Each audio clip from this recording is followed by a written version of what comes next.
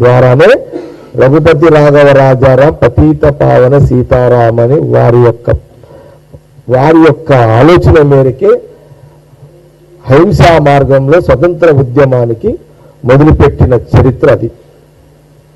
మీరు 140 ఏళ్ల కిందట కాంగ్రెస్ పార్టీ పుట్టింది. మహాత్మా గాంధీ, జవహర్లాల్ నెహ్రూ. మీరు 40 ఏళ్ల కిందట పుట్టిర్రు.